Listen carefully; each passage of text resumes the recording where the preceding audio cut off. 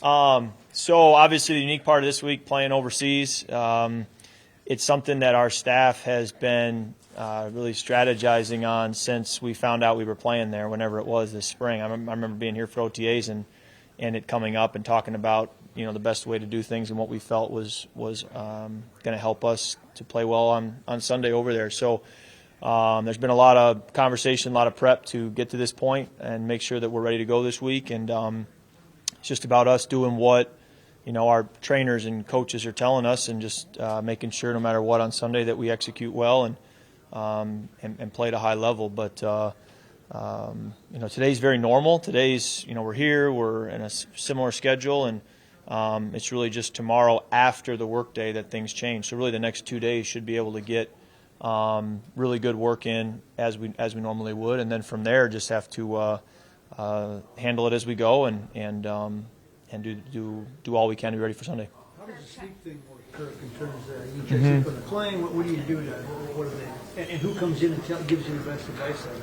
Yeah, I think it's strategic to melatonin. When we get on the plane, sleep as much as we can on the plane.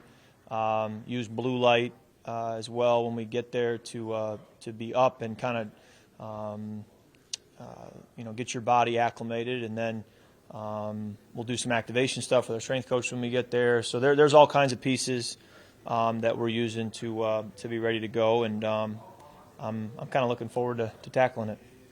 When did you go in 2016? Do you remember when Washington went with that? Yeah, it was a little later, maybe week 7 or 8. Might have been week 8.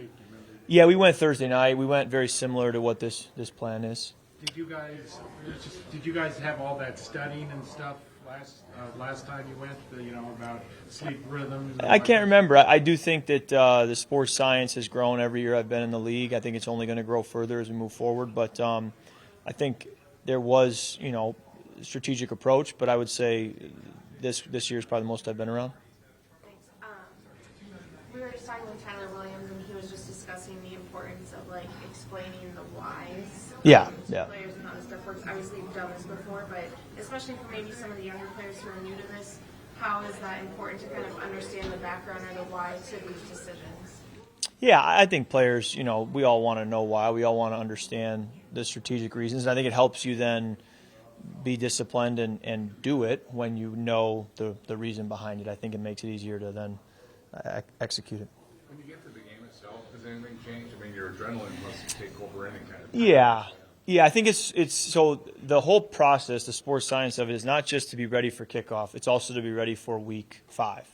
I think that's what's so important, is that we're not limping into week 5 because of all that it took to go to London and play and come back. And I remember when we played the last time, and when I was in Washington a long time ago, we had a bye the following week, and so it was a different conversation. You could expend yourself and not worry about how you felt on Monday or Tuesday coming back. But we need to factor that in as well, probably more so than my experience before, and that adds a curveball to it. But it's they got a good plan. We just got to execute it. Kirk, with Adam having 50 career receiving touchdowns now, you have thrown 40 of those to him, which is kind of crazy. Do you have any, one or two that especially stick out in your mind or that feel more memorable to you at all? Good question. The one that first comes to mind was when he was a yard short in New Orleans in the playoff game, and he left us hanging for a few more plays before he finally got in. No, he's obviously found the end zone quite a bit, especially in 2020 and 2021. He just seems to have a knack for it. He's great at using his body and getting on edges and positioning himself and being strong at the catch point with his hands and his body, such that he's not only a friendly target, but he can make contested catches and give you space in what would be tight windows. And 50 touchdowns is not bad for a guy who came here on a rookie tryout, couldn't even get an invite to minicamp before trying out. So, it's one of the many marks in Adam's career that has been just an incredible career. And I don't think he's done yet. I think there's just a lot more up ahead. Kirk, do you think there's any type of competitive advantage with having that short window in London versus the States that have already been there for a couple days? I'm not sure. I don't really know. I think there's pros and cons to both. And, and I can understand why they left when they did. I can understand why we're leaving when we are. I think it goes both ways, really. So what do you remember about your 458 yards against Cincinnati? Still a London record. Oh, is it? I remember it being a cool, for lack of a better word, sorry for the unique adjective there, a cool experience. Wembley Stadium, the crowd being sort of a mixed group as opposed to one side or the other. The scenery, and just understanding that we're on a different continent, but American football is selling out and has this great atmosphere. I mean, it was just sort of a cool experience. But ending in a tie was also an odd experience, and there were a lot of positives moving the football, but there's also plays when you tie, you always look at some plays you wish you could have back. What kind of luxury is it when Dalvin goes out to have a guy like Alexander Madison there?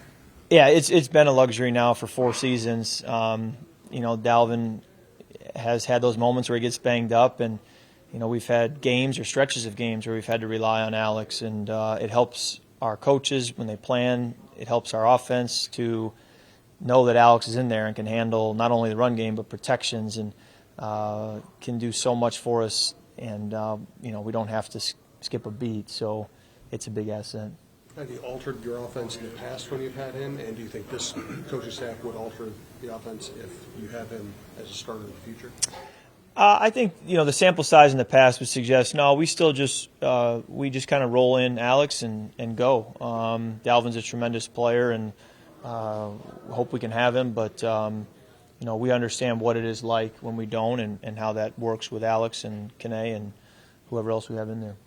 What do you need to do, Kirk, to get the ball maybe more to Justin Jefferson? I know obviously the way they're covering him is opening up things for other guys, Osborne, et cetera, but how do you look at that scenario where he hasn't had the gaudy numbers the last 2 games? Yeah, we'll just keep trying to see week to week how teams defend him, and take advantage of opportunities when we can. And I think the key will be offensive production, regardless of who's getting the ball.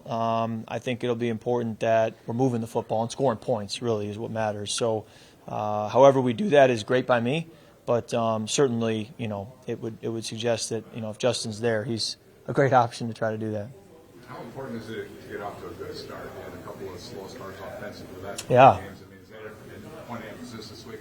Yeah, I think that while we won the game on Sunday, there's a lot of football that needs to be better, and you don't want to ever be down 14-0 or down 10 points in the fourth quarter. So we have a lot to clean up, and one of them would be wanting to start faster than we did the last 2 weeks. What's your theory on celebrating a win versus getting right into that? Hey, we got to fix all these things. Yeah. Do you, are you meticulous about? Hey, guys, don't think we played well, even though we won, or Yeah. you just let it go for 24 hours? What do you do?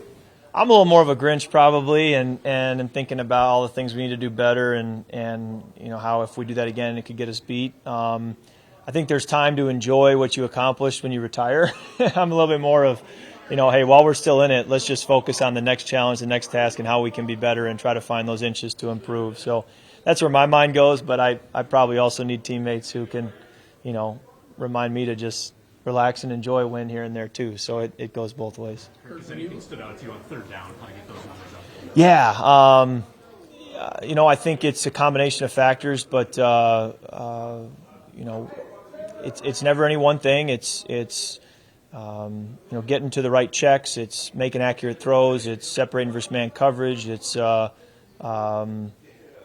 any number of things we got to do to be able to convert on third down. And over the course of a game, they all show up. So, we do need to watch that and get better at that, because that's such a critical stat to winning football games and being there as a playoff team. Kirk, when you look at the Saints, how do you compare how they played the first 3 quarters of games and then how they played the fourth quarter? Like a completely different team. Well, I think that first of all, the Saints have been a team, a franchise that a lot of those guys there have been there a while and have had a lot of success, and they know what it takes to win. They know how to play, and so I just have a lot of respect for how they play, how hard they play, how smart they play, and just the way they compete. And I think they'll be a great challenge, and we have to be able to really sustain and start fast, but also be able to finish strong. All good? All right, thanks, guys.